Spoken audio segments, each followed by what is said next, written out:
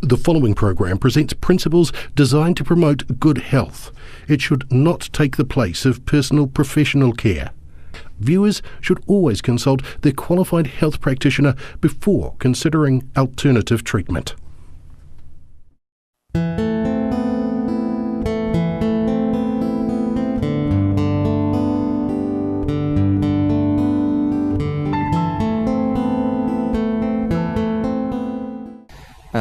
So you may already know a little about Barbara. It may not be reciprocal, but Barbara, whereabouts is home for you?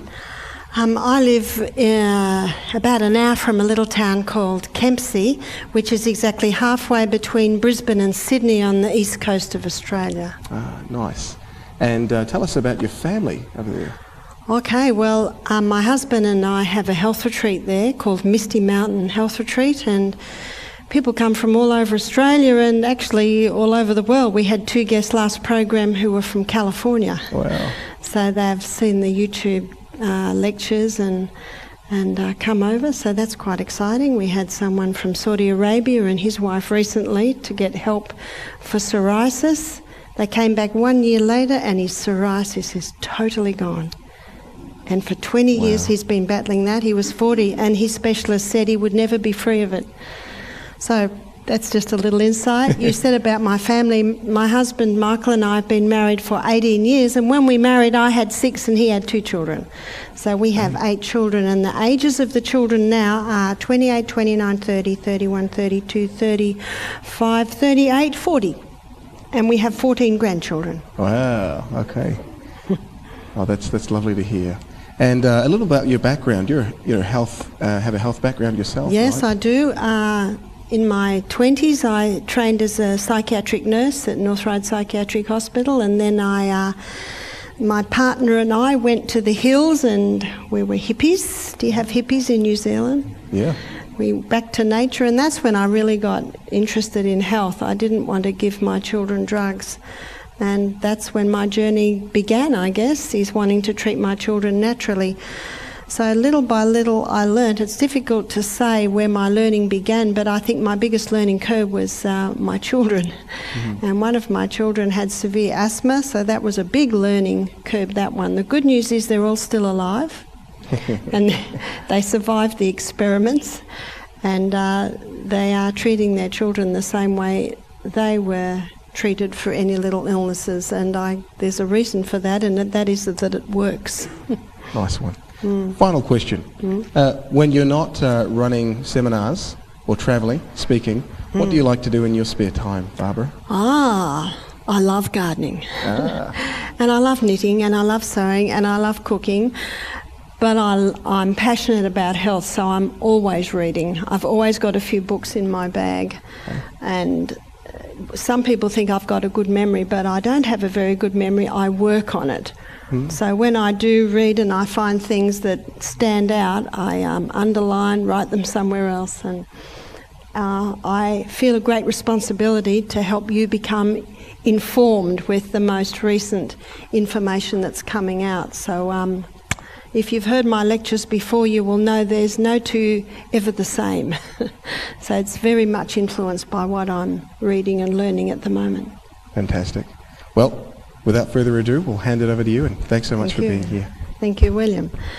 The lecture tonight is we're going to start right at, I think, the most important spot, and that is what is the true cause of disease. You see, I believe that the human body was designed to heal itself, and it will heal itself if you give it the right conditions. Notice that little tiny 2-letter word, if.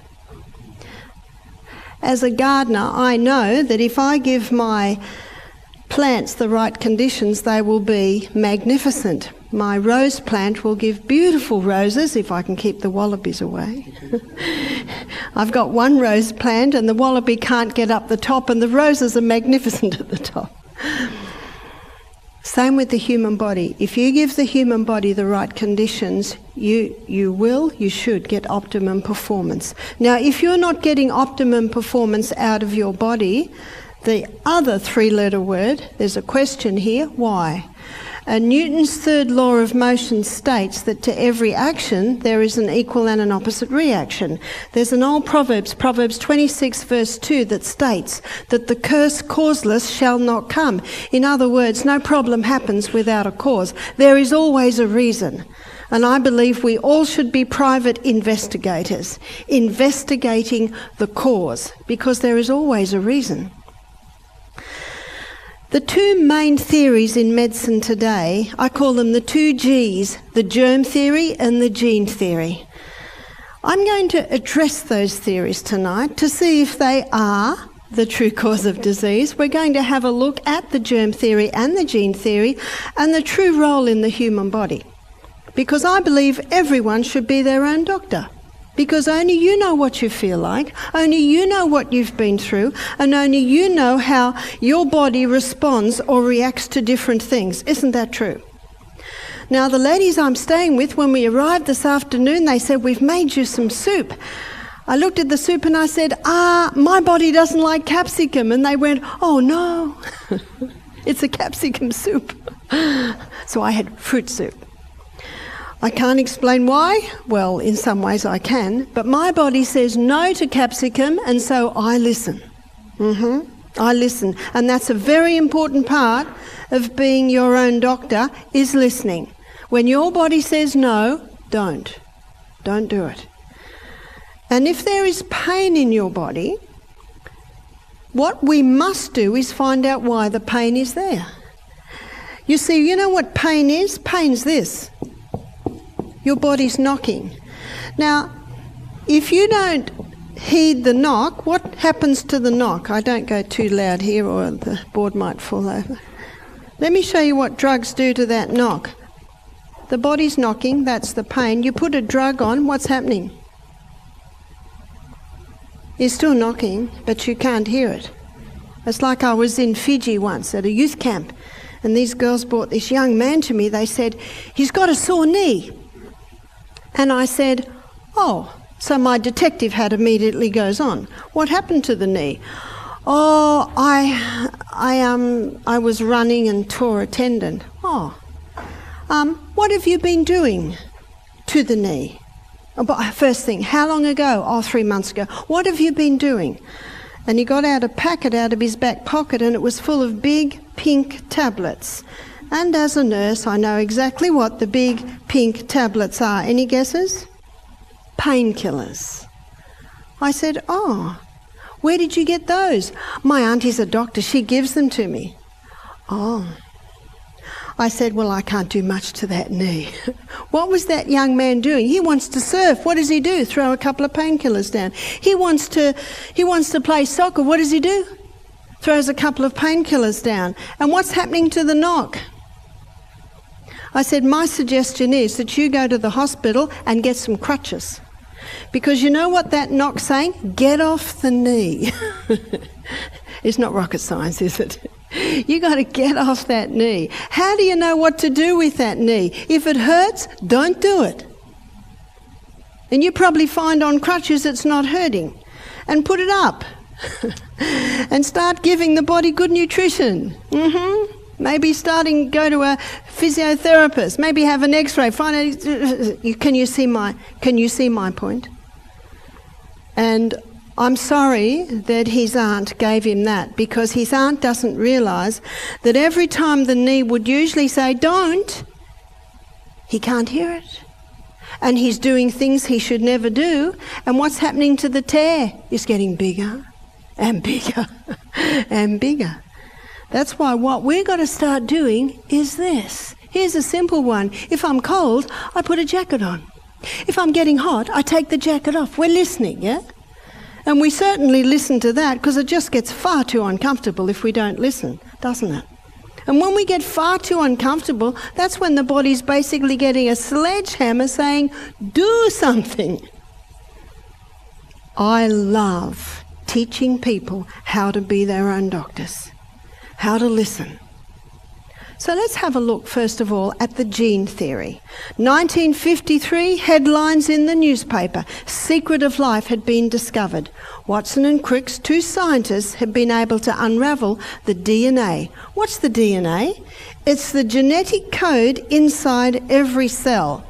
Now, I've drawn a big circle here, and it's our cell.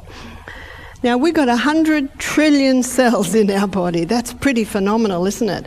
There's an amazing psalm in the Bible. It's Psalm 139. And 139, verse 14, it says, I will praise you, for I am fearfully and wonderfully made. Marvellous are thy works, and that my soul knoweth right well. And I always think of that, the further inside the human body I go. Now, we are just a bunch of cells, so to understand how the body works, to understand how the body heals, we need to go inside the cell.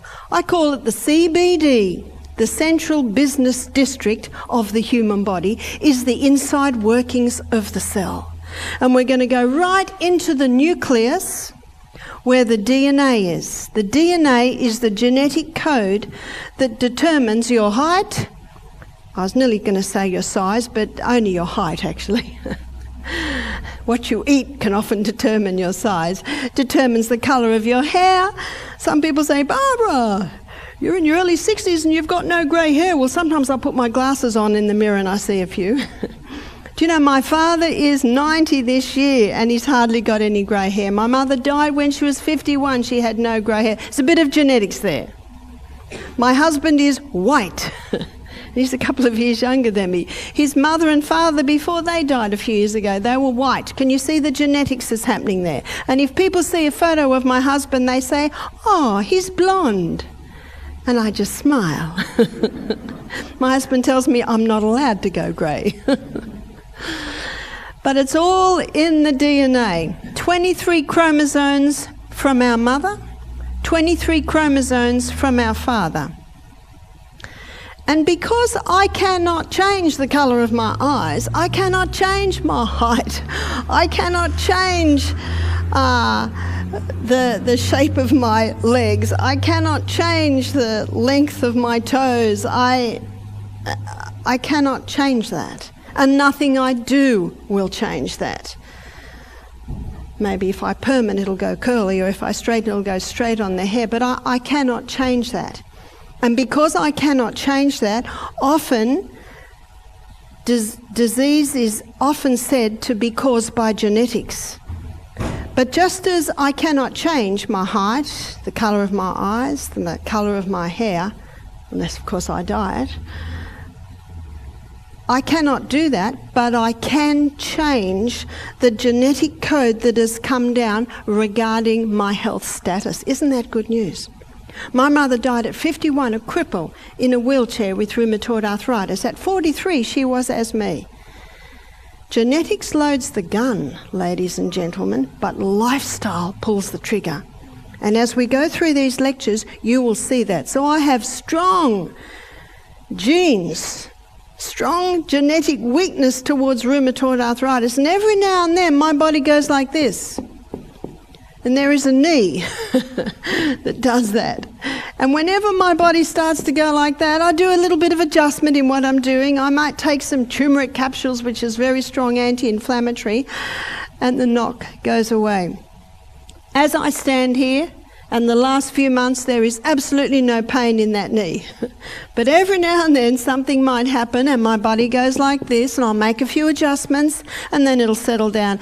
Oh, it's so nice to know how to manage what's happening in our body. But can you imagine if I said, oh, it's in my genes, my mother had it, and on Saturday morning I'm going to go to the mind and show you what a powerful part that plays in the health status of our human body. But if I accepted that and said, well, it's just me, it's in my genes, chocolate cake, coffee, tea, all the acid-forming foods, what would happen to my arthritis? It would get bigger and bigger and bigger. Nice to know how to manage things. The man I mentioned from Saudi Arabia who conquered his eczema, his psoriasis, he's managing it. And if he goes off the rails and does everything wrong, what'll probably happen? It'll come back. Time to readjust and get it under control again. A lot of information in the DNA. If you were to put all this information into alphabetical language, it would fill 1,000 books with 1,000 pages and 3,000 letters on each page. That's quite phenomenal. What is the DNA made up of? It's made up of the food we eat. So the outside strands is made up of polysaccharides. And polysaccharides simply means many sugars.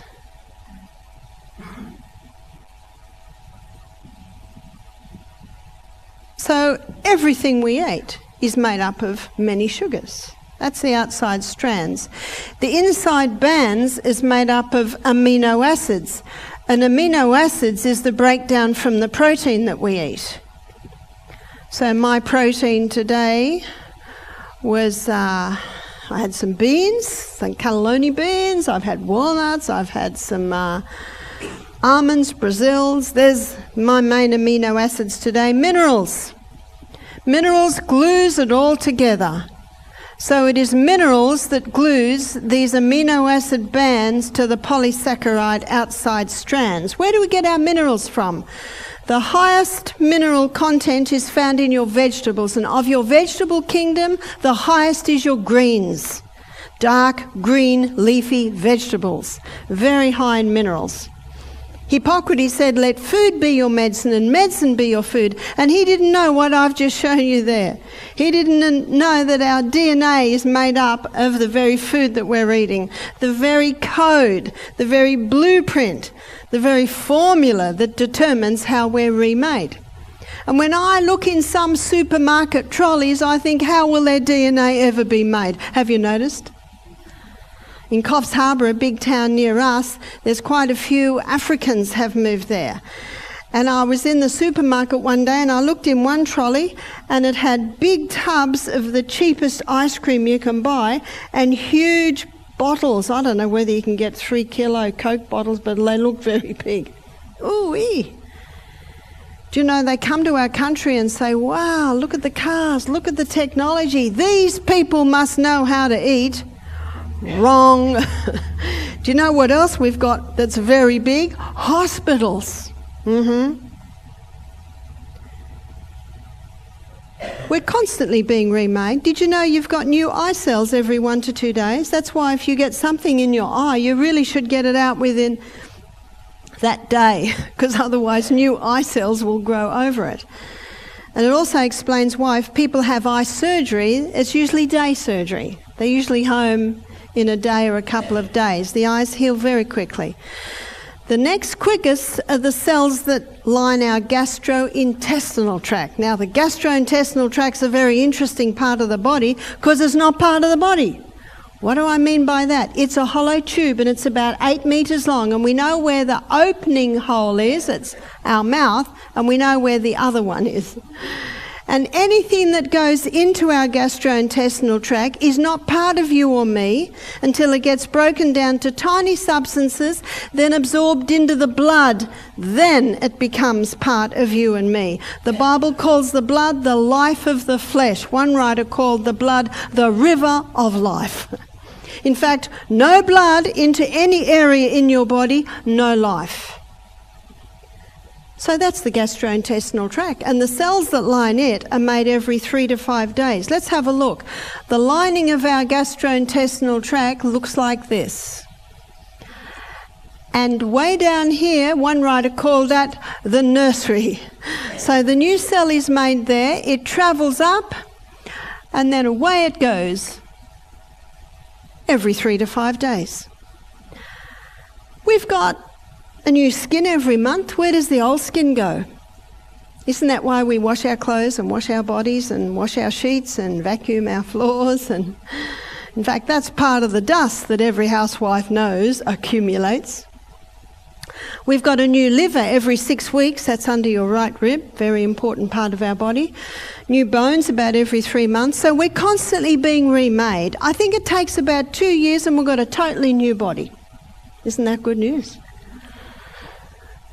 And if you give it the right conditions, your body can get better and stronger and fitter, no matter the age. Did everyone hear that? What I'm going to show you is I'm going to show you how the new cell is made. And we're going to look at how a new gastrointestinal tract cell is made. All the information is in the DNA. In fact, inside every cell of the body, all the information is in every DNA on how to make a whole new body. But we don't want the information in the gastrointestinal tract on how to make a new eye cell or liver cell or bone cell. And so all that information is switched off, and all the information we need is switched on. And a photocopy is made of it. It's called RNA. RNA is a photocopy of all the information. You see, DNA cannot move. It's stuck in there. And so RNA is the photocopy, and it comes down to another section of the cell called ribosome. And ribosome is the little factory where the new cell is made. So RNA comes in, it's got all the information, and in that little factory, the new cell starts to be made. The first brick is laid down. What's the first brick? It's an amino acid. Maybe it's tyrosine. Then the next brick is laid down. What's this brick? This one is maybe phenylalanine. Then the next brick comes down, and that may be methionine. Can you see what's happening here?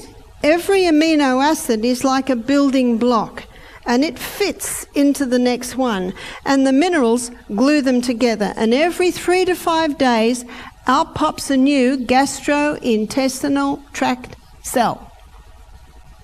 It is the blood that brings the nutrients to the CBD to supply all the nutrients that's needed, and as the old cell breaks down, it is the blood that takes it away. It's an amazing process. Every home should have an anatomy and physiology textbook, amazing book, learning about how your body runs. So what about an irritable bowel syndrome cell? By the way, question, if someone has irritable bowel syndrome cell and their new cells are made every 3 to 5 days, then they should be healed in, let's be generous and say, 2 weeks. Is that a reasonable statement? I think it's a very reasonable statement. So let's have a look at why they don't heal. Well, let's look first of all at how the new cell is made. And so the information is photocopied, RNA. RNA, the photocopy of all the information, comes down to ribosome, where the new cell is being made, the little factory, the little workshop. And down is laid tyrosine, as it should be. But as the new cell is being put together, a few problems arise. There's a piece of information missing. Cell's not quite sure what to do now. We haven't got the information on what goes next. And there's a rogue cell wandering around. Basically, what I mean is a rogue molecule. And it'll just force its way in here. Doesn't fit very well, but it's going to force its way in. And then the next one, maybe it's phenylalanine, we've actually found it. How does it fit into there? It tries, but can you see it doesn't fit very well? And then we're lacking magnesium, very important mineral that glues it all together. So the next cell is hardly, the next molecule is hardly holding on, and there was another piece missing. So the other rogue cell that is common in the breakdown of chemicals, heavy metals, electromagnetic field excess, these rogue molecules are floating around the body. And every 3 to 5 days, out pops a new irritable bowel syndrome cell. Now, in that very simple illustration, I touched on a few reasons why people aren't healing, not just from irritable bowel syndrome, but from many diseases. You see, if the formula's not right, the new cell cannot be made right. If the blueprint is not right, it's not going to work. Sometimes I will dress make, and I have a recipe, well, it's a pattern. Recipes for the food. I have a pattern, and I can make this skirt without even ever trying it on, put it on, and it will fit perfectly. Not all patterns are like that. I have a pattern at home, and every time I make a skirt from it, I have to readjust and readjust. I should throw it out, it's just hard to throw something out. If the pattern's not right, it doesn't work. If the formula's not right, it won't work. There are some doctors, nutritionists, naturopaths today who are looking at healing from the DNA up, and doesn't that make a lot of sense? But what I want to do now is I want to have a look at why there's damage in the cell, why there is damage in the DNA. So we'll do a big question mark here. And as we go through the program this week, we will be addressing mineral deficiency, we will be addressing amino acid deficiency. But why is there damage in the DNA? Because if you don't know why, you can never turn it around. 92% of DNA damage, research is showing today, is caused by a mineral deficiency. A mineral deficiency? Surely we are eating better now than we ate 100 years ago. Well, in many areas, yes. But the problem is the soils are deficient. Why are the soils deficient? The soils are deficient because of the way agriculture is done today. You see, traditionally, land was always fed. Let me give you an illustration. Let's say a person had a crop of corn in. The corn would be harvested, and what the farmer often would do, he'd just pick the corn, and then he'd get his tractor and he would plough up the corn back into the soil. And a lot of the nutrients that are in those stalks from the corn, where do they go? Back into the soil. Very important to feed the soil. I know as a gardener, traditionally you always do a root crop, take it harvested, and then you would add compost. That's the best, all the nicely broken down. And then the next crop will be a top crop. So you alternate your top and you alternate your root crops because they take different nutrients out of the soil. And in the Bible, there's a formula too. They rested the land every 7 years. So every 7 years the land had a rest. And when it was time to plough up the land again, it was all ploughed up, and it was ploughed several times, so the weeds that were growing there, that's called a green manure crop. Those nutrients went back in. But today, many times the same crop is grown again and again and again. The soils are getting exhausted. And often the farmer puts superphosphate in the soil because it produces show ponies of vegetables. Looks good, but it doesn't taste good. When you eat an apple off a tree, when you eat a strawberry off a strawberry plant, it's pretty amazing, isn't it? Do you know what the flavour is? It's minerals. So when you buy fruits and vegetables that are tasteless, I can just about assure you they're probably mineral-less too. Now, when someone is living on fast foods, we had one lady come here, she said, we do McDonald's one night, Kentucky Fried Chicken the next night, the local takeaway the next night, and very little minerals in fast food. But we have people today who are eating vegetables every day, who are eating fruit every day. But because the soils are deficient, the plants are deficient. Now, superphosphate binds up or it locks calcium. Calcium's called the trucker of all nutrients because when calcium is increased in the soil, all the other minerals piggyback on the back of it. And so the plants are deficient because a lot of the minerals are locked up in that soil. No wonder so many are mineral deficient today. And on top of that, you put something else into the body that's leaching the minerals that are there, stimulants. We've got a nation today who are just about living on the stimulants. They're always tired, so what do they take to get a pick-me-up? Caffeine. Now, caffeine is very effective at leaching calcium and magnesium out of the body. Now, they're two very important minerals. So let's say we've got a person who's mineral deficient to start with, and on top of that, they're drinking the coffee. No wonder so many people are mineral deficient, and that, of course, is causing damage in the DNA. Sugar. How could something so sweet be so poisonous? We have 3 books in our library at home, or in our health centre, I should say. One's called Sweet Poison by David Gillespie. I think many people have heard of that or maybe read it.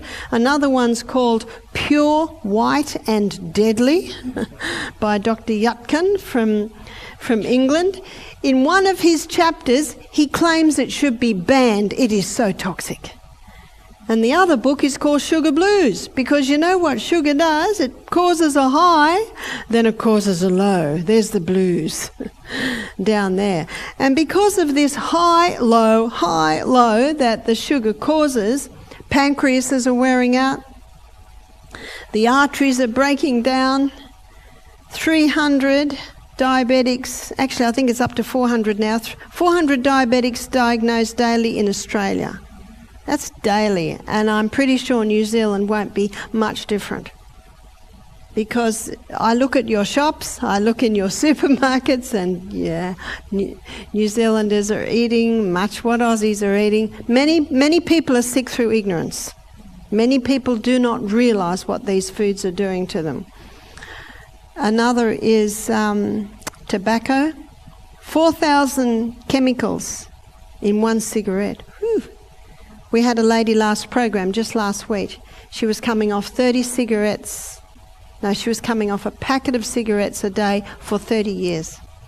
And it was the first time she'd stopped. At the end of the week, she said, I can't believe I'm not suffering more. Why aren't I suffering more? I said, well, you've done a couple of days on juices. You're having the steam sauna every afternoon, diving into the mountain stream, back into the steam bath. You're sweating out a lot of the poisons. And when you sweat out those poisons, they're not in your body for your body to have to withdraw from as much. She was excited. She said, I just watched my mother die from lung cancer, and I made her a promise on her deathbed that I would stop smoking. I said to her, how do you think you'll go? She said, well, I'm going to give it my best shot. I said, great. That's good. It's nasty stuff. Many die from not only the lung diseases, but many associated diseases that can be linked with tobacco. Alcohol's a neurotoxin. It's a brain poison. There is no safe dose of this. Now, that statement I just said, there is no safe dose of alcohol, the health department in Australia have issued that warning. No safe dose of it. It's a neurotoxin. It should never enter the human body. But what we're looking at now is causing DNA damage. Children are being born today with holes in the honeycomb shape around the lungs from smoking parents. Children can develop emphysema when they're getting into even their 30s, never having smoked just because of the weakened lungs from their parents. We're getting children born today with fetal alcohol syndrome. This just isn't parents drinking, or the mother, drinking alcohol in pregnancy, though that is dangerous. This is the DNA that both parents have given their children. What's also causing damage in the DNA is chemicals. It is estimated that we are introduced to 30,000 every year. You have no say over your neighbour's house, but you have total say over your little castle. Tomorrow morning, have a good look in your laundry cupboard. Many people are poisoning themselves with what they are doing their cleaning with. We had a lady last program. She was 45, and one of the guests said to her, are you coming off cigarettes? Because she had a terrible cough.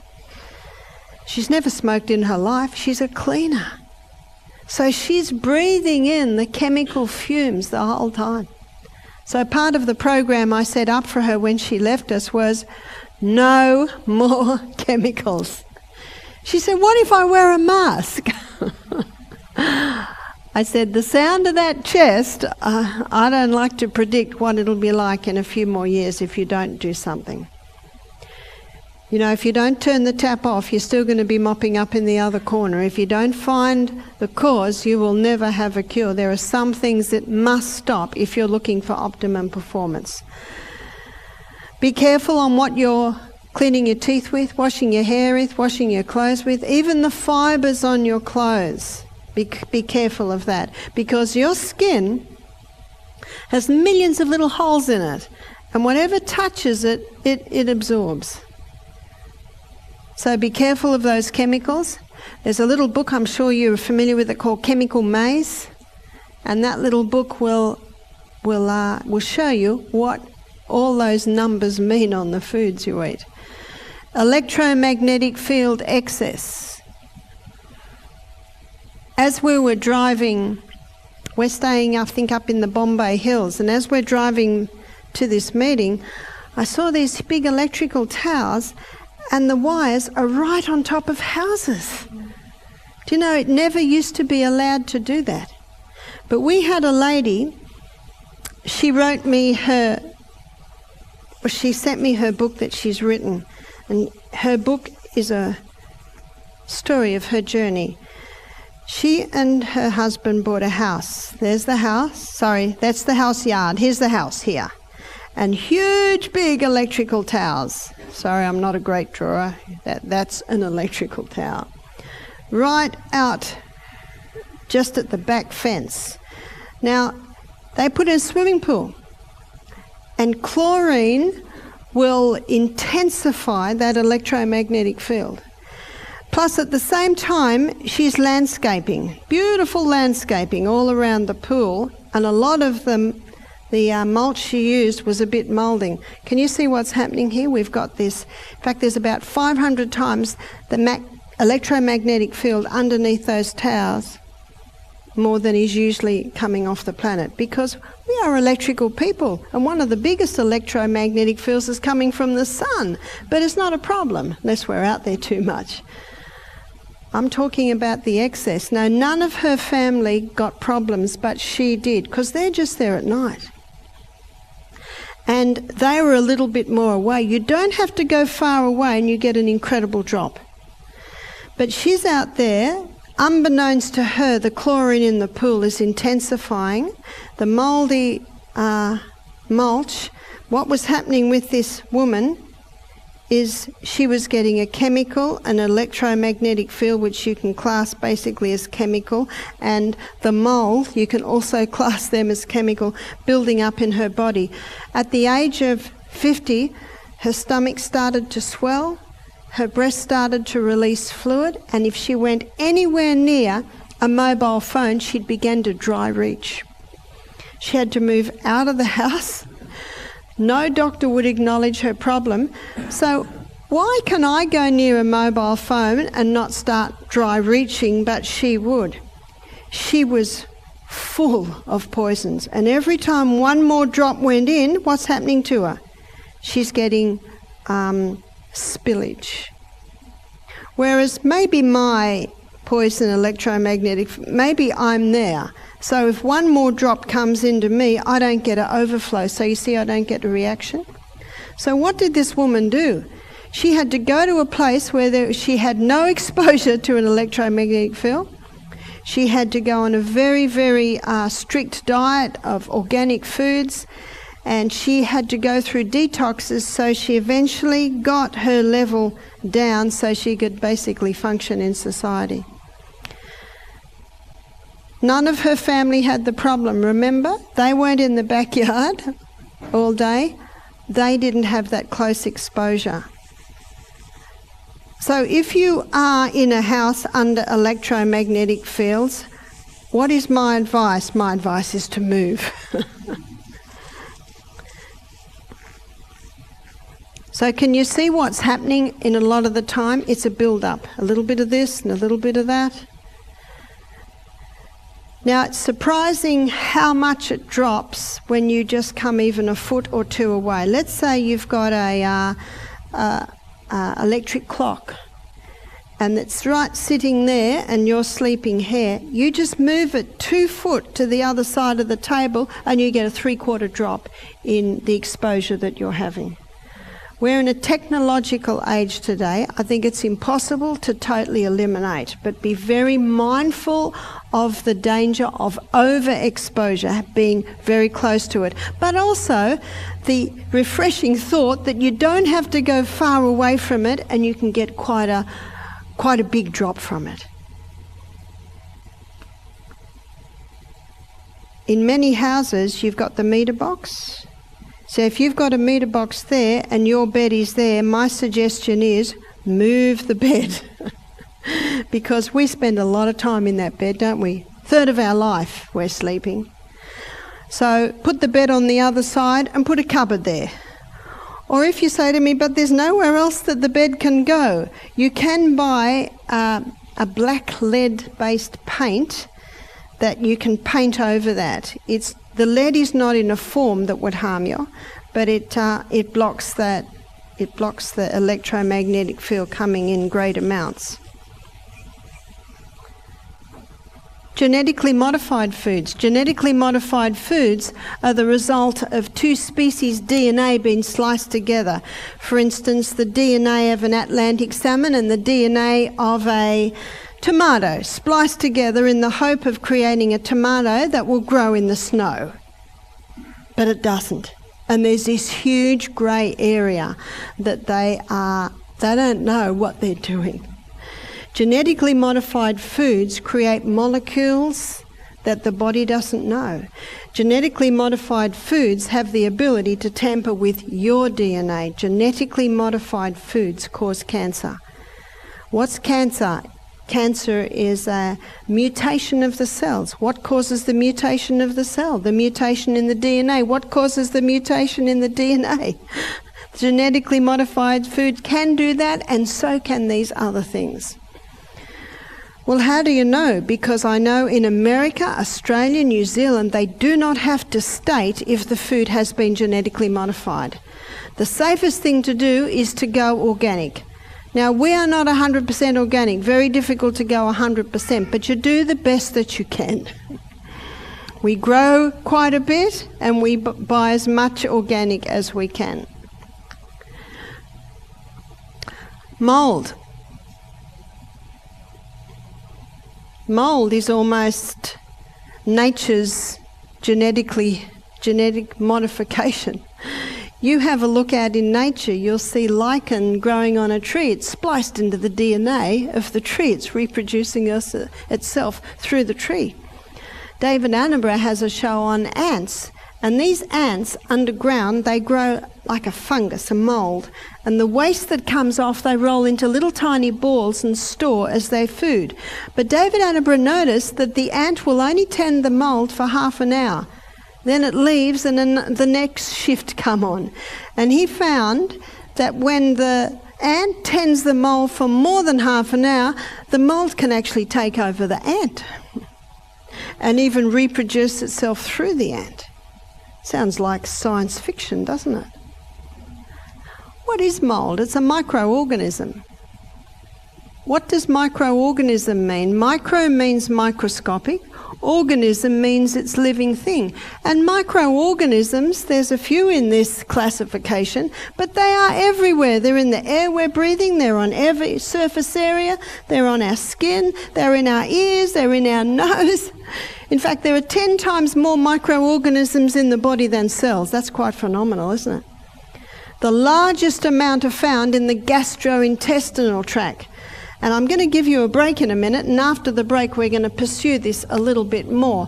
But they form a thick turf wall over the villi lining the gastrointestinal tract.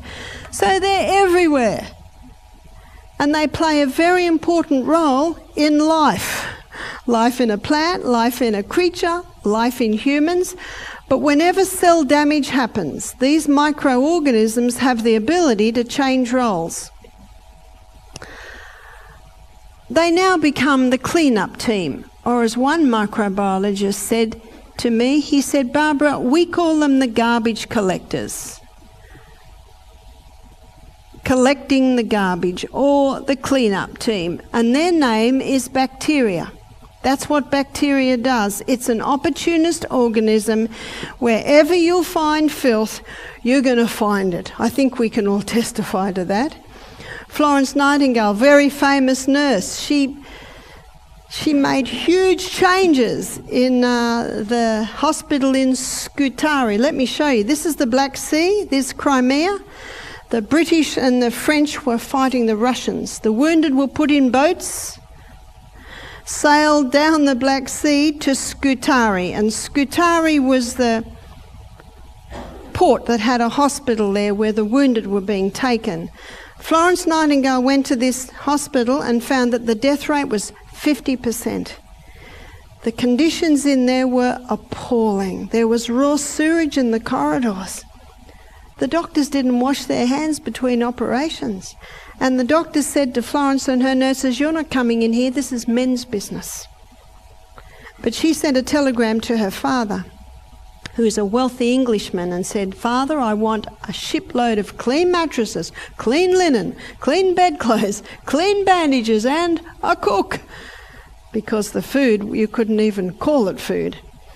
Well, 2 weeks later, another shipload of wounded sailed in, and the hospital was already overflowing, so the doctors said to Florence, "All right, you can come in." And the first thing Florence did was she started to scrub. She scrubbed and she cleaned and she scrubbed and she cleaned. And finally, the boat came from England with the supplies. 6 months. In 6 months, the death rate went from 50% to 2%.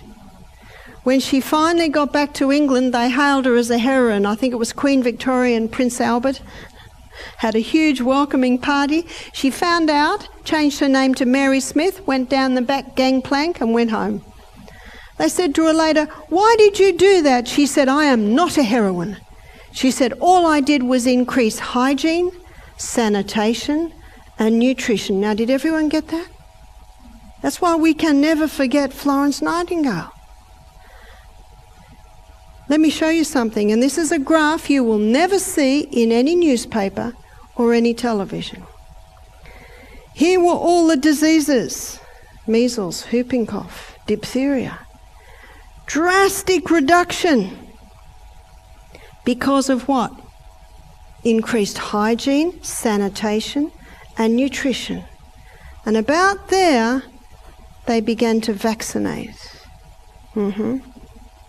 Every medical journal, history of it, will show you that graph. In fact, polio was totally wiped out. There's another graph now. It's called autism, epilepsy, cot death.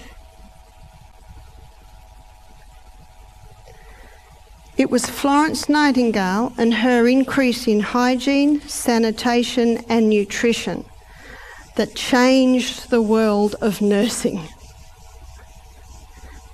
I don't think the pharmaceutical companies will allow a movie to be made of her, because they would like you to think it was medication, but it was not. When Florence Nightingale read of Louis Pasteur's theory that germs cause disease, she said, "This is the theory of a man of a very unstable mind.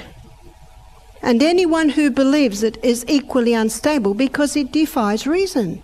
These microbes are everywhere. As the environment changes, now we get the exterminators." What's their name? Their name is yeast and fungus. That's what they do. That's their role on the planet. As the environment changes, now we get the undertakers. What do undertakers do? They take away dead things. What's their name? That's the mould. And it's not long after the mould stage that the matter is brought back to dust. What does the preacher say at the funeral? Ashes to ashes, dust to dust. What's he referring to? He's referring to what's about to take place in that coffin. The matter will be brought back to dust. What I have drawn for you here is the carbon cycle. It's the cycle of life. And a basic law of science states that nothing is created and nothing is destroyed. It just changes form. These are the players in the cycle of life. These are the performers in the cycle of life. And the preacher's referring to Genesis 3:19, where the Bible says, we come from dust, we go back to dust, we're dust. And in Psalm 103, the Bible says, where about God, he says, he knows our frame, he remembers that we are dust. Very precious dust. It's the cycle of life. And there are many eminent physicians, professors, scientists who do not agree with Pasteur's theory. It defies reasons. You see, germs don't cause disease. They're the result of unhealthful conditions. What Florence Nightingale did in that hospital was she turned the tap off. There was nothing for these guys to eat.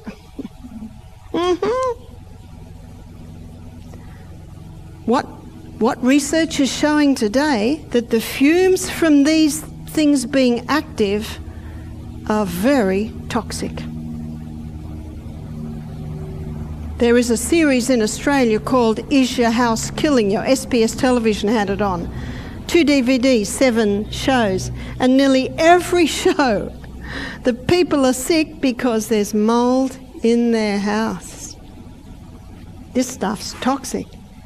In fact, the Bible says if there's mould in the house has to be destroyed. It says picked up, taken out to an unclean place outside the city. In Australia we call it the tip. I'm going to give everyone a break now. It is 5 to 8. Please come back at 5 past 8. So that's a 10-minute break. That'll allow you to get a breath of fresh air. There's a water container up the back. And to the left, there's the ladies and the gents. So please have a breath of fresh air, and we'll come back at 5 past 8. Thank you.